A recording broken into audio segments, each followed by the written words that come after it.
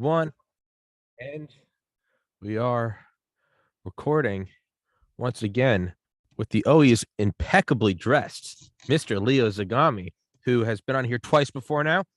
Last time we talked about your book, Confessions of Illuminati, Part 7, Volume 7, which is behind you, available on Kindle as well as a hardcover and paperback. Put that in the description. We talked about it last episode. Also going to talk about it this episode, but I went back and read I'm doing it backwards. I read the previous volume, 6.66, about basically the digital antichrist and how a top-down total system of control is the only way to truly control all people and completely remove free will, which is the essence of God's creation, is your ability to choose good from evil, exercise free will, as opposed to a system of total control that really we're kind of seeing come to fruition with virtual reality, the metaverse, the idea of being chipped, uploaded into a system, and then there's no more free will, which by definition would seem to be a total satanic system. But I know we're limited on time, so I'm going to stop talking and let you take it away, Mr. Zagami. Well, I mean, we are, thanks first of all for having me on. Of course. It is a pleasure. Regarding, of course, this book is one of my bestsellers, one of the books that caught mostly the attention of my readers because it was the first time I touched on the subject of cyber Satan, which, as you know, I then went in that also in volume 7. But in volume 6.66, I also discuss the demonic background for the rise of cyber Satan, and why in this materialistic system of lies and illusions that, of course, Satan is pushing on us, there will be a series of political tensions, but also of wars in the US and Europe, and a world war with China or Russia.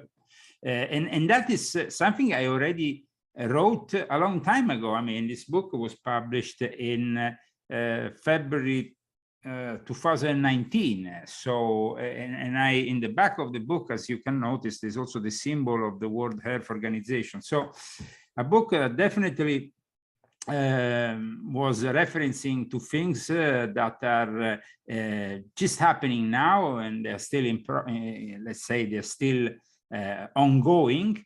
We are not in a full-on, let's say, Third World War, but in Russia they already call it a Third World War. So this at least on the Russian main TV channel. So I would say that in this book I also wanted to explain the background for certain elements of today's culture surrounding especially the Jesuits and Pope Francis, the fact that basically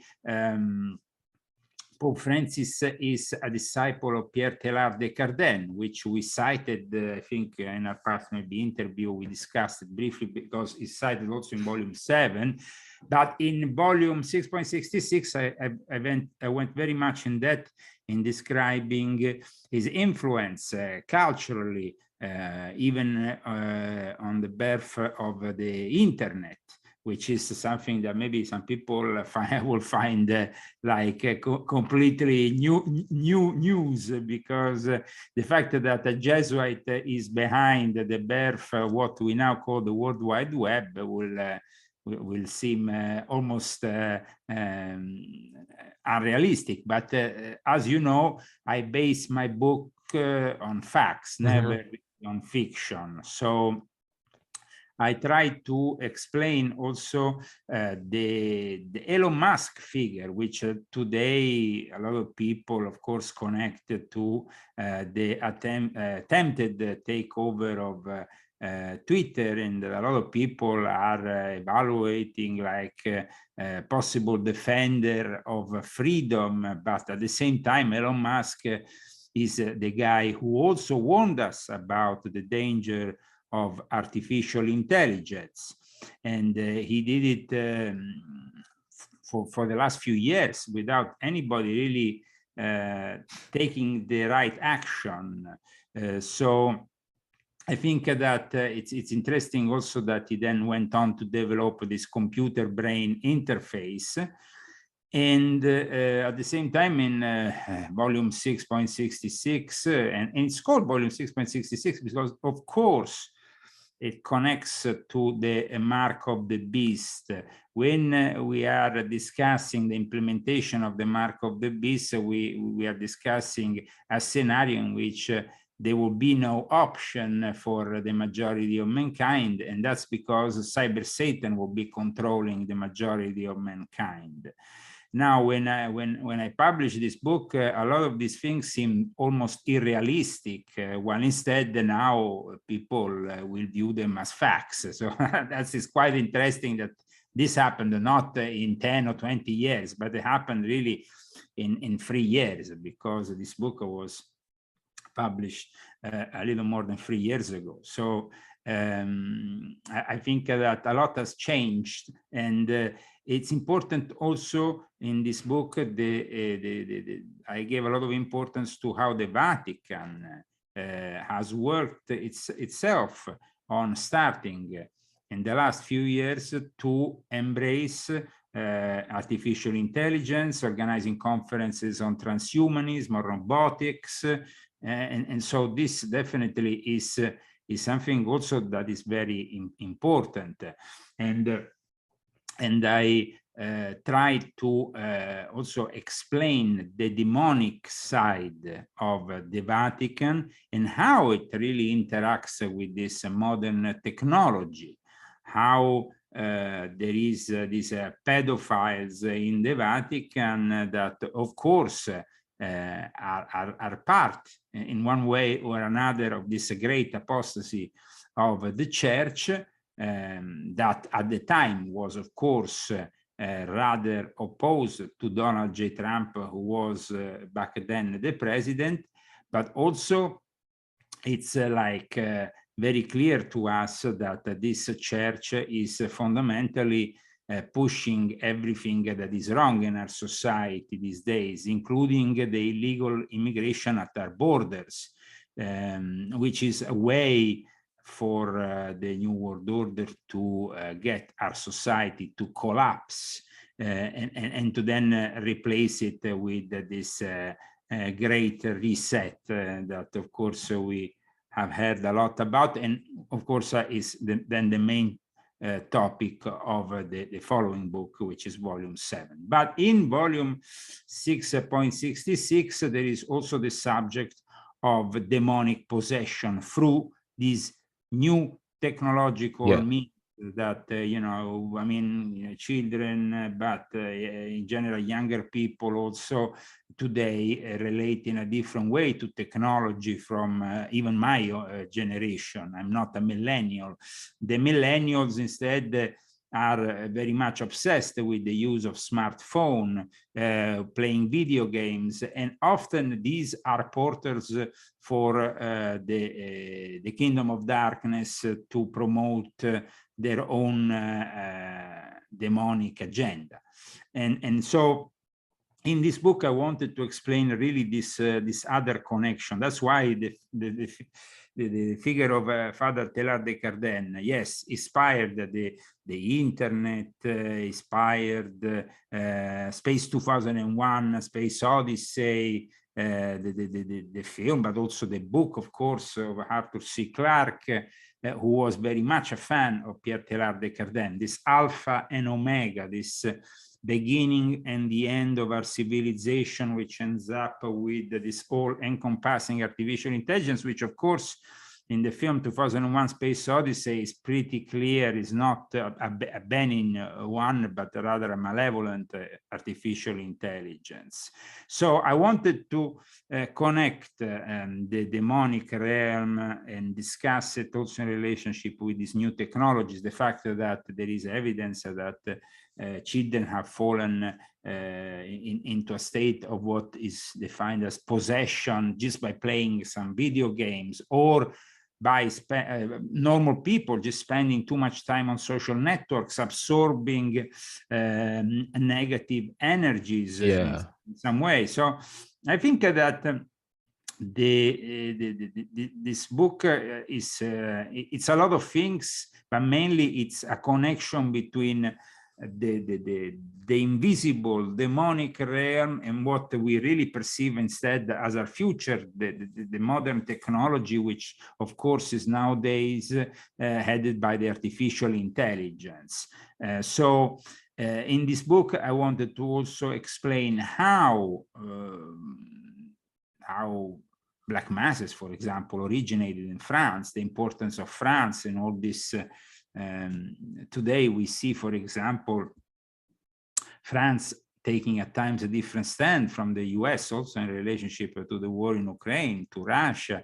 Not many people really know much about the fact that it was an Italian who became naturalized, who became French, Catherine de' Medici, who gave birth to the first black mass. And there is, it's very important for me to explain the history of the black masses, because it's really also a demonic element that goes through our culture. And in my book, in volume 6.66, in the end, of course, there is this image from the film Metropolis that explains, in a way, with a reverse pentagram very clearly. I mean, it's not, it's rather clear that already in 100 years ago, when this film, for example, was put together, there was an understanding that this modern civilization was heading towards something inherently evil, because Metropolis was German expressionist science fiction drama directed by Fritz Lang in 1927. So we're talking almost 100 years ago. We are in 2022, so in 5 years we will celebrate 100 years of this movie, which I advise people to watch also when they read this book, because it really makes you understand the fact that Fritz Lang really had this vision of this robotic society that no longer a society that embraces God, but embraces something of a futuristic urban dystopia, we can say. Germany, this was, of course, a very different place at that time, during what is known as the Weimar period. And basically from that on, we kind of built up what later on, then in the 30s, was the Nazi takeover of Adolf Hitler. So I decided to put this cover together with my graphic designer. We came to the idea that this would be really a little bit, of course, modified with some elements that also resemble the volume 1 of my Confessions. In fact, here in the shadow, if you really look, I mean, our viewers will not be able to, but if they get maybe a copy of the book, they will see that in the shadow there is actually my image here. Oh. And so you have to actually look at it very careful to understand that. And of course, this was added on top of the robot created by Fritz Lang. It is a historically important film for a number of reasons, but it is also because of the plot that, of course, I wanted it featured on the cover, because there was this fear that unfortunately back then was a little bit before their time, because they didn't have the technology to develop robots that were even remotely like the one we see, and then we didn't have artificial intelligence, we didn't have the cybernetic evolution that went on. And that is also very important, that people realize also how cybernetics and then artificial intelligence develop. So I really, in this 6.66, I mainly focus on how we have arrived to this point, but also I wanted to explain the mark of the beast in a way, because the mark of the beast is very important to understand how they will force on us this mark on the beast And if, for example, when I actually published this book, it still seemed remote, the idea that this mark of the beast will be implemented in any way. Now, after the whole pandemic, we see it more 100% being implemented. Yes, so it's like the Internet of Things, for example, which I discussed in volume 66, then leads to the Internet of Body, which I discussed in volume 7. So I think that the fact that we can wire our biology to the web was already something that I wanted to discuss already in volume 6.66. And the fact that there was, of course, a link between also Hollywood, the Vatican, that I wanted to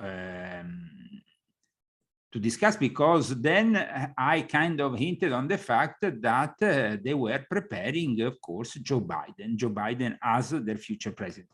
Let's remember again, for those who are viewing this, that this book was published, I remember, at the beginning of 2019. So there was neither the pandemic, neither there was anybody that truly thought that Joe Biden will ever make it as president of the United States. But unfortunately, like I said in volume 6.66, all the people like Deepak Chopra, Tony Robbins, and even Dr. Mehmet Oz was there in this meeting in the Vatican. There was Sanjay Gupta from CNN. So that's why I'm a little bit not skeptic, but definitely I don't have anymore my 100% approval for Donald J. Trump after certain moves, including the endorsement of Dr. Oz. I mean, I don't see it as necessarily being somebody that can bring the American first idea. Then if Trump thinks otherwise, well, that's his own thing. Maybe he has brought this guy on his side, though at the time I discussed in volume 6.66, he was part of those speakers that together with Deepak Chopra and Joe Biden, all these, did a very particular meeting in the Vatican, a meeting where there was Bob Roth of the David Lynch Foundation, there was Katy Perry, there was people that are part of a reality that I will then describe even further in volume 8 of my confession, because volume 8 of my confessions, for those who are following me today, will strike them as a novelty, but in reality, I published a book in Italy in 2015 called Illuminati and the Music of Hollywood. And it was a successful book in Italy. And on that book, instead of just translating it, I adapted this book. I'm adapting it because it still will take some time. And I created out of it volume 8, because volume 8, I wanted volume 8 to be a book that discussed the Illuminati, the music that comes out of it, Hollywood, the acting, all these subjects. Hollywood and the Illuminati basically is the subject of volume 8. So I think that that is a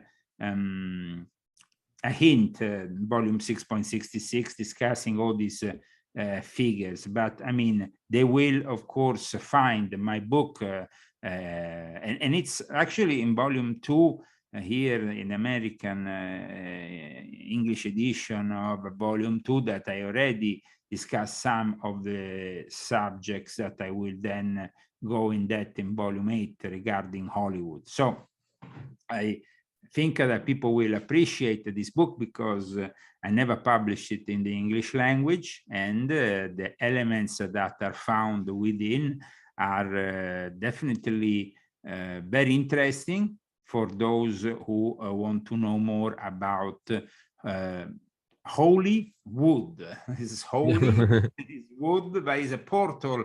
Is a portal, and is a port. And that book was actually written by me in 2014 when I came here to America, and I spent 3 months in Long Beach, going backwards and forwards with Hollywood. I was working at the time a lot, collaborating with Sean Stone, the son of Oliver Stone, to understand more about the occult scene in Hollywood. So I had somebody who really, being the son of Oliver Stone, could explain me really what was happening. I didn't want to just, follow the internet narrative, Hollywood Illuminati. No, that is not the way I work. As you know, my books are based on facts, hard evidence. I have the possibility to have, of course, privileged sources at times. Other times, I simply go through archives, and I try to be very methodical, but very, very truthful, because I needed to touch on subjects that, of course, are very much not accepted by the mainstream academic, the academia. So I want them, though, instead to realize that there is a fundamental truth. That's why also it's very important to understand the citations in my books. As you know, they are numerous. I think that in volume 7, I really went over the top. It's like, no. Volume 6 is also very well documented, though. And volume 6 is very well documented. Here there is something like, there is a lot of footnotes, a lot of documents, and it makes you realize really that there is a connection between the demonic realm and this age of cyber Satan, artificial intelligence and robotics, which is actually the title, the subtitle of it. So I find that in volume 6.66, this book came together in my life in the last period. I was in Italy in a very difficult situation. I needed to really make it out of Italy alive. It wasn't easy, so I was under a lot of pressure. I also wanted to publish, though, this book because I thought it was relevant. And then when it actually was published, and it has still nowadays a lot of success, because I think it's a book that doesn't know, it's not a book that is connected to a specific time frame, that loses interest. People can read it in 10 years and probably still find it relevant. So I wanted to publish it, and I managed through the publishing company that we put together with my wife on the internet with Amazon. And I must say that is one of the few good things about Amazon, that you can really self-publish your books, and it's like a very great opportunity to bypass distributions, to bypass publishing companies that often give you a very small percentage and all that. And thanks to this book and the success of this book, that was immediate, also because at the time, as you know, I was collaborating on a regular basis, more than now, with InfoWars. So I was kind of like weekly on InfoWars.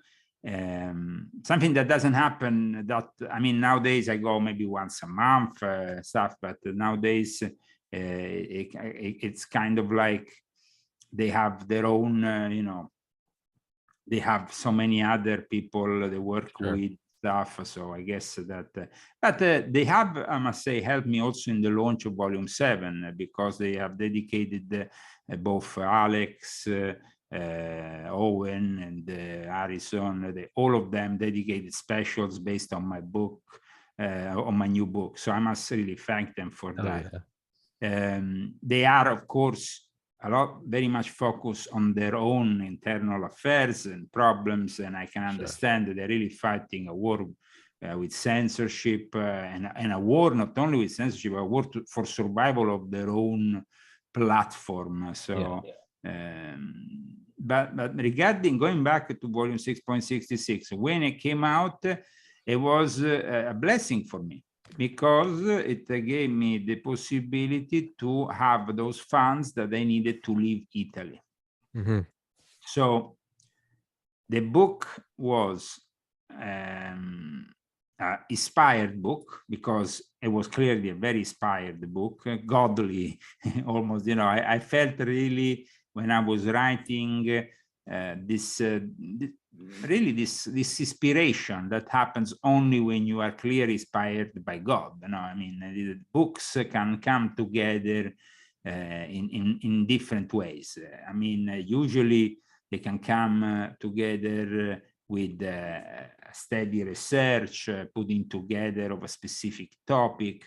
But then you have a book that maybe comes together in a very short time simply because it's inspired, you know, and then, you know, so I had done books that, of course, I done methodically following the classic laws. I mean, I say the classic rules of investigative journalism, of writing an essay. But then there is books like this one, which I find rather unusual, because they really came together very naturally, very fluidly, and very fast, because there was some kind of inspiration. And it had the purpose also of presenting this book in London during a conference that I was actually dedicating to a book which I also find rather relevant and important for these times, which is Invisible Master. And in the book, in the presentation of this book, which we did in London, I had just completed and I was about to publish, I think, I published, basically, I think I published it during that time, this book, and I was able to present it also to my audience in London together with what I was presenting, which was Invisible Master. So it came all together very well, and it helped me because thanks to that book, I was able to finally have the funds to leave Italy in time before getting arrested and lose the possibility of leaving Italy forever, because they wanted to take my passport. But this book was also important for me because it touched on the subject of exorcism, which is something that I lived personally myself. And it's like, you know, people can talk about subjects they never really witnessed or they never really lived on themselves. The exorcism is actually something I lived on myself. I was exorcised. Because I was cursed during my magical battle, in my battles with some dark elements in the Illuminati, which I discuss, of course, in my books, as you know, starting from volume 1. So it's not like I'm saying something, but the exorcism was also something that I lived in different traditions. I was exercised in the Catholic tradition, I was exercised in the Orthodox Coptic tradition, I was exercised in the Islamic tradition. I did different forms of exorcism to just also go through these exorcisms. You, of course, have to be genuinely possessed, and otherwise these people will not probably even take on board that kind of thing. But the interesting thing was that I was able in this book to describe how the Catholic Church corrupt the original Roman rite of exorcism in 1999. And that's why I wanted in this book to dedicate a specific subject to explain to my readers, listen, this is what the Catholic Church did in 1999. After the death, by the way, of one of the most important exorcists, that this is rather spooky, no? Because we know that Father Malachi Martin was somebody who dedicated himself to exorcism, but he died in 1999. And at the same time, that was the year in which the Catholic Church was actually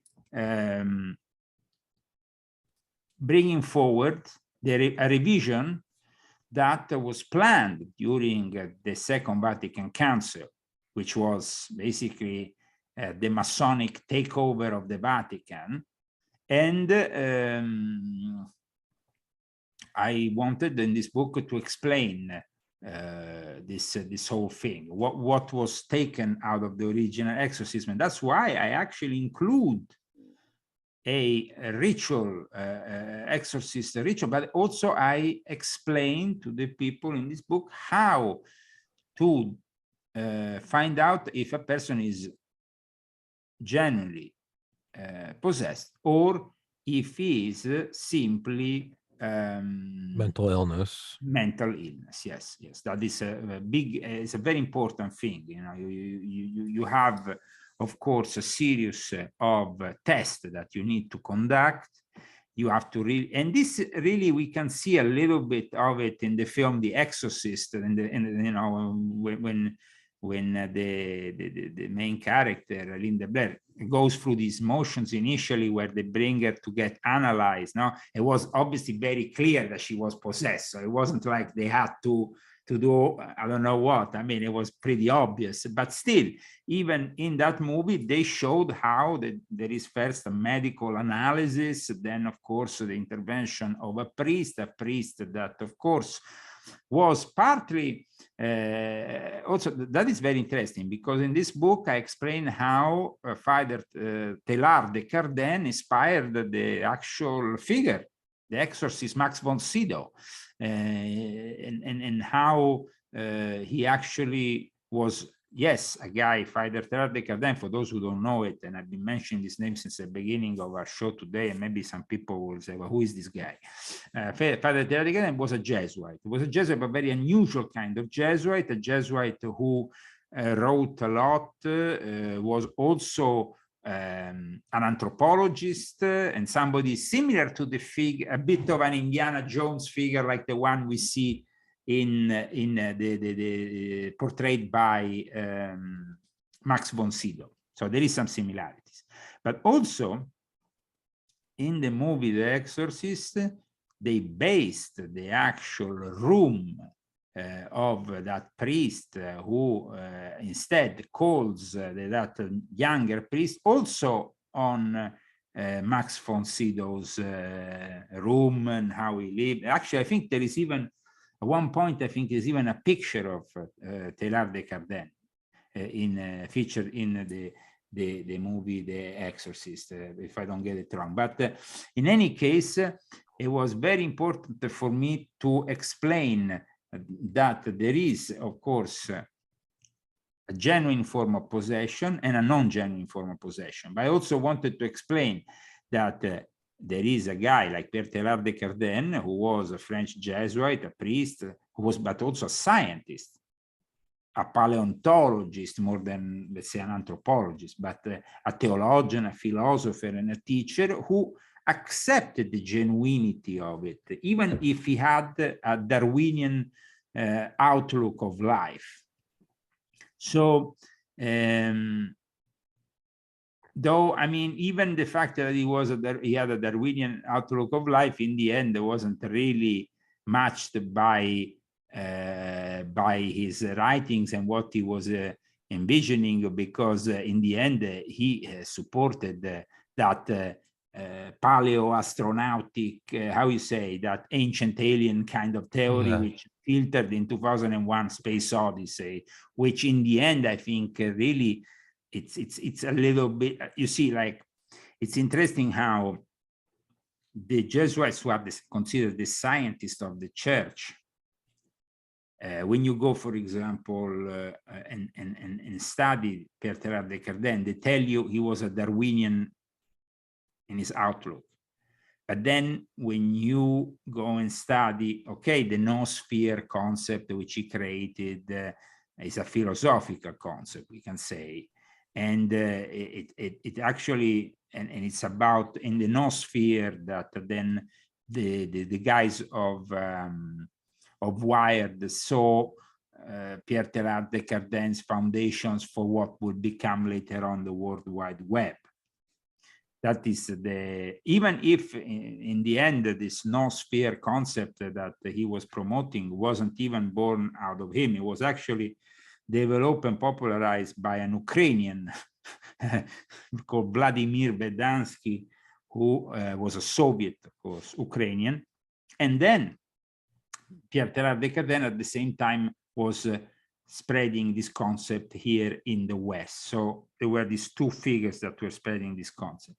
But then the omega point, like we said earlier, is a supposed future where the universe spirals towards a final point of unification, thanks also to this technological element that so you know, you have the original omega point because you have you have the original alpha, and then you have the omega.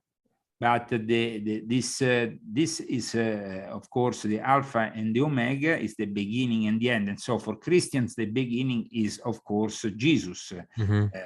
Jesus, the Logos, the voice of God, and then of course you have the end point in which then you have instead a technological view, and that was shocking for most people, even within the church. That's why Pierre Teilhard de Chardin wasn't really considered like a important or relevant theologian, if not after the Second Vatican Council, and in more recent years with the Jesuit takeover of the whole show, and of course now a Pope who is a Jesuit, who himself is very much connected to the ideas and thoughts of Pierre Teilhard de Chardin. So, according to him, the evolution does not end with mankind and Earth's biosphere evolved, you know, before humans existed. He described evolution as a progression, and a progression of divine consciousness. And the fact that we are going through this this energy that the noosphere is part of, but the noosphere then developed as something more tangible with the internet, that of course didn't exist at the time of Teilhard de Chardin. So in my book, I wanted to explain how he was relevant to both the people who, of course, have known and followed Kubrick's 2001 Space Odyssey for a number of reasons. And that's why I also discuss, you know, I also always remind people that Stanley Kubrick in reality had made a documentary that was supposed to precede the film, introduce the film, that was never really included in the film. Really? And yes, and you can still find on the internet the actual script from it, because it was an interview with a rabbi, with a Jesuit, and with these figures. And in these interviews, they discuss also the origins of mankind, which, of course, I mean, you don't need to be a scientist to understand that when you watch 2001 Space Odyssey that the origins of mankind are not human. They are, yes, of course, you can have an element which is human, which is more than human, I would say the Neanderthal, then evolved into Homo sapiens because of a shock triggered by a alien element. That is really what, no, that is really to sum it up. And at that point we evolve until we arrive to Christianity.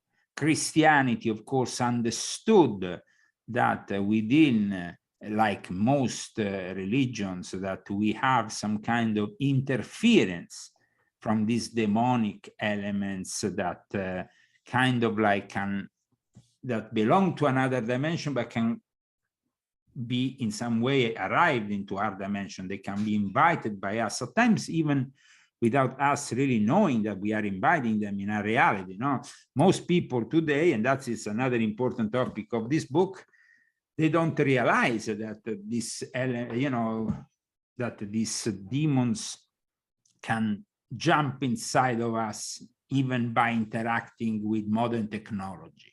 Yeah. And so it was very important for me instead to explain that can happen. But then I wanted to explain, like I said, going back to what I said before, the exorcist ritual, which was promulgated in 1614 and was revisioned in 1999. And in that revision, it was almost like the Catholic Church was sabotaging a ritual to help the demons continue to come into our reality. You know, it was like it's kind of like destroying southern border security. yes, Oh, and yeah. to let everybody in. I mean, it's like, now you have, for example, all everybody in America is hearing about what is happening and what might happen very soon, because I mean, it's like we are in front. Title 22 is something that will impact everybody soon, because the moment in which there is no Title 22, there will be basically, literally, probably, an invasion. So the Biden administration is trying to of course, be extremely libtard and join in with their Democrat. And this is very clear, though. I mean, if you read volume 6.66, you understand that it's all part of the same agenda. You know, because I even mentioned Biden and within the Vatican and everything they're doing, and the Vatican itself pushing this illegal immigration with their Jesuit NGOs and so on. But the thing is that, of course, like they have done this in our dimension, in our exterior world, with the immigration, illegal immigration that will soon pour in, they say by next month, maybe 500,000 a month will pour in. It will be just literally an invasion. The same can be said with the 1999 ritual that basically is taking off certain elements. Like, I mean, I have actually included the scheme in the book. You have seen it. Yeah. At the end of the book is reading through all of the steps. So you can see, for example, instead of a certain numbers of the signs of the cross, another a certain number of direct commands or prayers. There is, and you can see that basically they have done everything possible to make it easier for the demons to come into to actually persist into that body if they want. And it's sad, but that's the reality. So I think that this is the only book that really publishes this comparison. I never heard of any other books that really dealt into this comparison with the old and the new ritual. But as you can see, it's always done with the help of people who are very knowledgeable and with the citations and sources that are accredited and that you can trust. So the metaphysical or spiritual war then becomes, enters a real physical world. And this is happening even today. I mean, we have the war in Ukraine, but at the same time, we have the Satanists. I just published an article about the Satanic Temple, the Lucifer Church supporting, of course, Ukraine. And, you have witches supporting one side and the other, magicians, all kinds of things that are happening. And then people might say, but it's all it's all BS. Well, it's all BS up to a certain extent, because this is, first of all, a spiritual war, and then it becomes a physical war. Yeah. So the fact, for example, that during the pandemic, the initial phase, the exorcists will refuse to carry on exorcism. And then that became really dangerous, because then there was an increase in demonic possessions. Because I said that from the beginning, this is actually the time in which the exorcists should be more on guard, not caught off guard. Because when you leave a lot of people in their houses, in front of their computers, of the smartphones, in front of their problems, of their misery, almost in a prison situation, because the lockdowns in some parts of the world were really harsh. Maybe not here in the US, but in other parts of the world, they were really harsh. I mean, in Italy, where I come from, you could only go out if you had a dog and bring him out. So people were actually borrowing dogs to each other so they could go out for a walk. I mean, we were at that kind of level. Fortunately, this didn't happen here in the US, but I think that it was obvious that if you leave people indoors in this kind of unnatural scenario, in which there is already a demonic attack on us, the possessions will increase. So I think that this book is very relevant, because it already described the danger of this modern technology, and also the fact that people, when they have to face the demons, some say they have to face their own demons, but sometimes not only their own demons, sometimes there is also exterior forces that come in, and this is very important, I think, for everybody to understand. So if you have any other question, especially pertinent to this book, of course we can discuss it. I mean, I think that it's very important, though, to realize that the mental illness that a lot of people said they have contracted during the COVID pandemic, because that is one of the, it's been discussed even by mainstream media.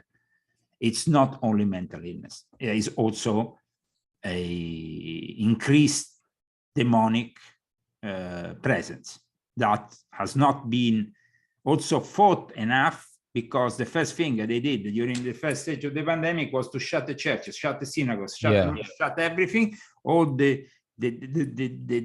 those elements that in our society were never, ever in the history of mankind, a church, a mosque, a synagogue, whatever, were closed down for a sickness, because these places were regarded since ancient times as intermediaries with God. And so you will not, instead we saw a Pope isolated, celebrating Mass, completely isolated. I have here a new edition of Pope Francis, the last Pope that came out in Italy, which actually has that emblematic moment in which the Pope was celebrating, the Mass on his own on St. Peter's Square. I mean, it was emblematic of something natural, something that was never done before.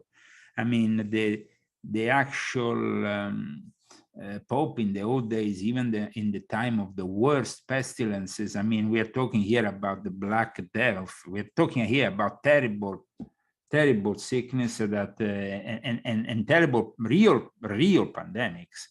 They actually use the faith to fight this. There was at one point, I don't know if I can find here, but there was here, I remember the Black Death arrived in Rome,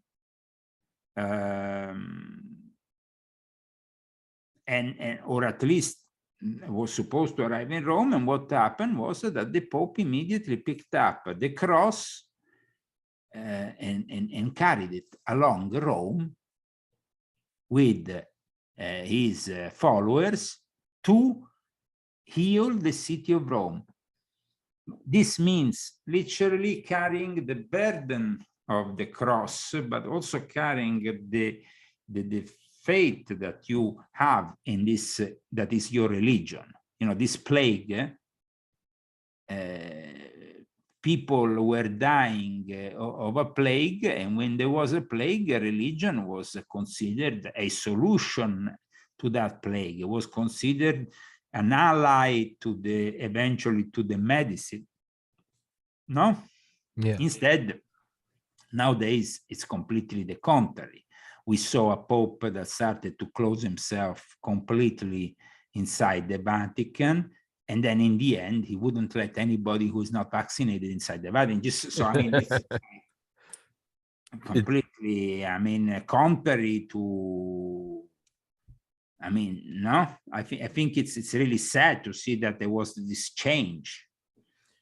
Now, is everything that's happening with the Omega Point, the technological singularity, the Great Reset, the Moore's Law, everything's progressing towards this sort of final point where we quote unquote transcend biology, merge with machines. It's all going to the same black hole. Is that merging with machines? Is that one, does it have to be evil? Does it have to be satanic? And if the answer is yes, is it inevitable that it happens? Does it have to happen in order for, is this just how the universe plays out? And then, you know, you make your free will along the way, whether or not you enter heaven. Is this as natural in the lifetime of a universe as trees growing, flowering, and then the leaves falling off? Is this just a part of the universal cycle where it progresses from kind of the Garden of Eden, living with the land, living in? No. I think that the Garden of Eden is symbolic of our original relationship with God. And so it will be rather us that need to go back to the Garden of Eden and be able to finally recover that lost connection with God. Regarding instead transhumanism, I dislike it, and that is, of course, very clear in volume 6.66, because I write that. I obviously dislike transhumanism because I think that we are built in the image of God, and so when we start to integrate with the machine, that image is ruined. Yeah. It's ruined. So the movement, the transhumanist movement, which is actually supported by the Jesuits, as I explained in this book, it's contrary to what God would have wanted, or to Christianity, or even Judaism, or any other religion that always has a very traditional approach to how man should evolve. Yes, we can mentally evolve. We can evolve as a Homo sapiens, but we need to preserve our humanity. Now, modern day transhumanists are basically, a lot of them, self-described Satanists. And in volume 6.66, I show this. People like B.J. Murphy and others.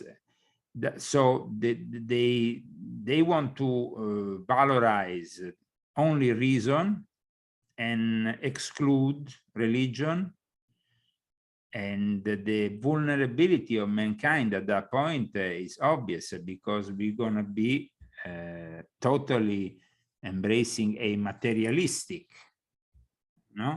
view of reality.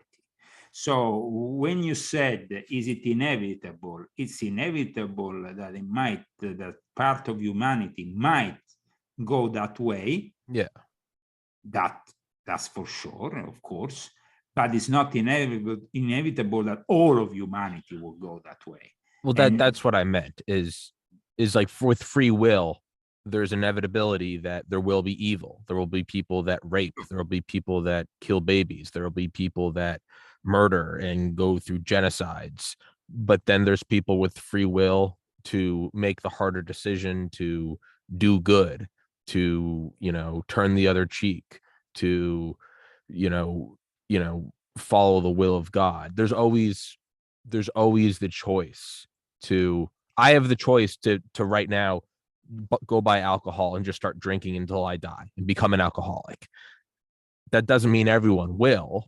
Some people can have a drink and not go off the rails. That's what I mean. Is this a natural part of?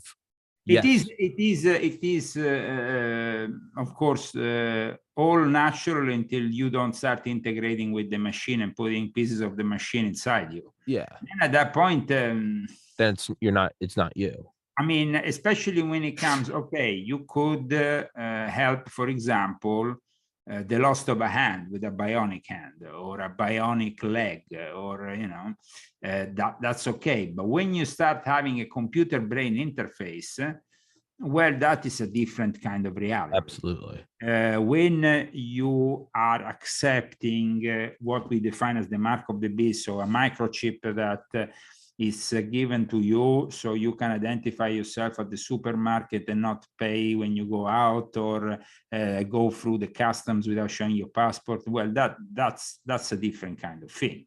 Yeah. We are the people of the apocalypse. That's one of the titles of the chapters of my book that we are discussing today, volume 6.66. And so we are living, obviously, in a moment in which sooner or later we're going to have to face a choice. And that choice is a choice that needs to be made and prepared in advance, because then we're not going to have enough time, and we will be left with simply having to okay, we cannot longer go in a city without this kind of technology. We can no longer drive a car with this kind of technology. We can no longer go on the internet if we are not, already, I mean, I notice it's so annoying, and I don't know if you have an Apple computer, but already an Apple computer that is insisting on a two-way factor verification for me to go in. I mean, it's insane. I mean, I should be, I'm telling you why, because the two-way factor verification happens with the phone. You have to receive a code. So what about me tomorrow morning, the phone lines go down and I can't access my computer? Yeah. Well, I mean, it just makes you understand that they want to make you dependent on the system. Yes. Even in accessing your own computer. Yeah.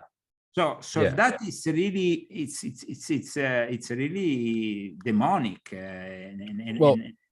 It's kind of like what human traffickers do. A lot of times they will start to administer opiates to the women that they're trafficking, so that if they're not around their traffickers, they'll start to go through heroin withdrawal, which is hell on earth.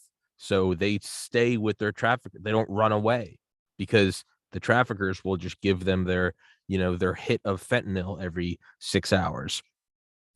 In a way, that's what's happening. But instead of fentanyl, they're just doing it like, oh, do you want to log into Facebook? Do you want to get on Reddit? Do you want to scroll through the news? Do you want to play video games? Do you want to get on Instagram? Do you want to get in Snapchat? You got to put your thumb on it. You got to show your face. Do you want to order food? Do you want to call a ride? Do you want to log in and buy stock? Do you want to, we're seeing with it. I mean, I've already seen aspects of it. I'm permanently banned from YouTube for interviewing Dr. McCullough and Dr. Malone. Like, I can't participate in that community now. I'm shut out from it. I can't upload my episodes there. When people ask, where do I find your podcast? They can't find it on YouTube. I'm not allowed on iTunes. So I have to send them Spotify. You can already see they're starting to shut you out of these different aspects. And in purely the financial sense, they're shutting you out of the market, but they're also shutting you out culturally. You're ostracized. Oh, you're banned from YouTube. What did you do? It's kind of a, it's a mark of you are some sort of abnormality or aberration from the homogenous society. You can already see it happening. Yeah, no, you're completely right. Then, of course, we need to find ourselves a way to avoid all that. And of course, a lot of us, what they do, they use maybe older models of computers or software that is not the latest, so we can avoid that kind of. I mean, there is various ways that but how long until we will be really facing maybe a ban from the internet if we don't really partake to their whole vision of society. I mean, that is why we don't have to relate on this modern technology as the ultimate and only way of life. Yeah. I think that is very important that we need to realize that this is, of course, borrowed time that we have. Now, when we are using this technology, we are living on borrowed time. Yeah. So in volume 6.66, I described also all matters that regard pedophilia, human trafficking, and all that, because of course it's part of the great apostasy of the Catholic Church, is part of the fall of the Vatican, and that doesn't even have a pope who believes in hell anymore, but doesn't even have a pope that believes in the resurrection anymore, because just the other day, on Sunday, the Pope doubted the belief in the resurrection of Christ, and I published an article regarding that. And of course, we have the communist tendencies that are quite visible of all these people, and the communism has, of course, later on in volume 7, now, when it's the follow-up, I fully explain why there is this link with Satanism, but also with the Illuminati, But instead, in volume 6.66, I also point out on what happened in Russia with an organization, a super secret circle called Hell, which was a forerunner of the Russian Communist Party. Mm-hmm. And this is also in volume 6.66. So there is definitely a lot in volume 6.66. Of course, we can't go through the whole book today, but I think that people will definitely find it a book that will help them out understanding a lot of things. Also, the satanic ritual abuse, care, how it played in with the real Satanism that then, was able to, because I mean, there was that moment in the 80s where even Geraldo Rivera, and you had Michael Aquino going on Oprah Winfrey, and everybody was like, what's happening with Satanism? And then suddenly, boom, everything was kind of like thrown out, like, oh, it's garbage. It was just a big scare, and that's it. So I wanted to also explain that, and I think it's very important. Yeah. So I hope that my explanation today, I know that we don't have much time, so we had to go very fast through everything, but I think it gave a general idea of the book. If you have anything else that you think I'm leaving out, please let me know. Well, I was gonna say, yeah, Michael Aquino, the colonel who Nick Bryant's book, The Franklin Scandal. Yeah, they go into all of it. It's not a conspiracy. It's Epstein before Epstein. The Franklin Scandal was the trafficking of children through known networks of high profile politicians and donors in the 80s and 90s who were Satanists.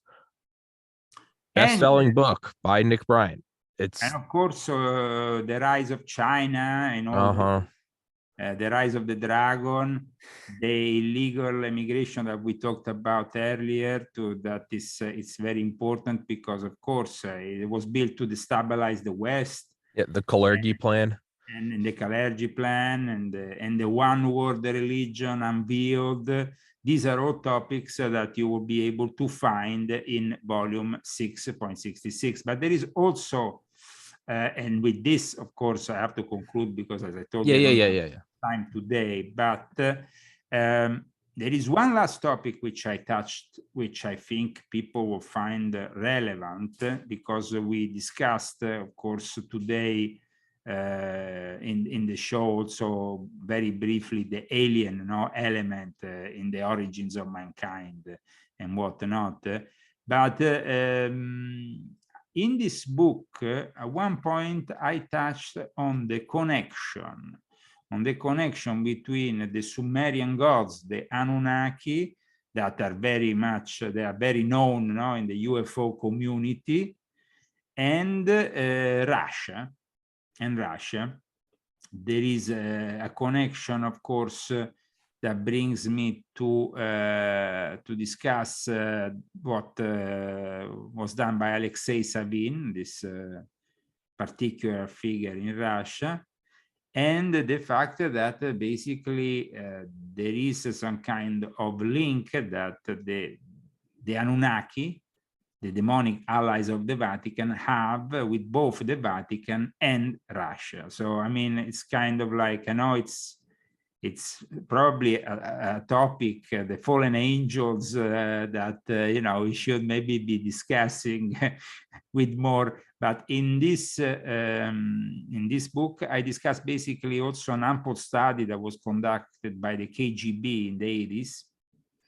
And these connections with the UFO world that was also close to this Academy of the Illuminati in the Vatican, connected with the Podesta, with Hillary Clinton, with the Democrat Party. Yeah, the emails about kind of like, to wrap it all up, there is also that in this senior retired official of the Ministry of Defense called Alexei Savin, and the fact that Savin in the 80s said that basically they made contact with another civilization. So that was it. I mean, they admitted it. Yeah. What this contact implied and what is happening around us in relationship to this contact, well, that's another matter. But of course, I've discussed very much in this book how these things are interconnected with also the geopolitical events of today. Yeah. Thank you so much. Yes, sir. Well, I was going to say, you also brought that up in volume 7 about the 1947 Roswell crash. And was absolutely that that's why volume 7 is like everything I wanted to write in volume 6.66. Yeah. I couldn't, because yeah. I mean, the book is this big. Yeah. And volume 7 is this big. So come up with a book this big, nobody gonna purchase it anyway. But also because it's you see, the Confessions of an Illuminati is a work in progress. Yeah.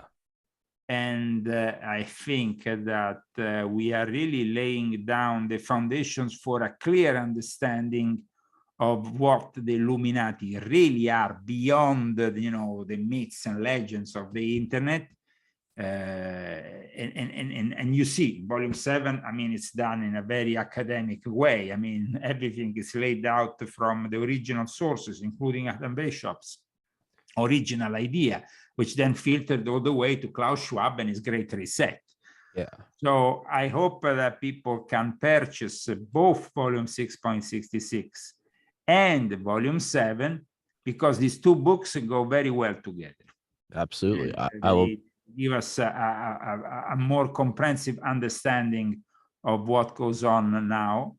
And I think that the UFO disclosure also, and why it was avoided by Trump during the Trump era, but also, as you know, in volume 7, then I discussed the fact that any so-called UFO alien element that we, of course, interact with, they will have already evolved from an artificial intelligence that is much more evolved than our.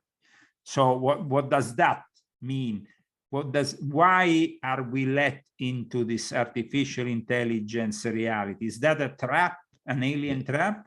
Yeah. And so that, of course, is something that I discussed in volume 7.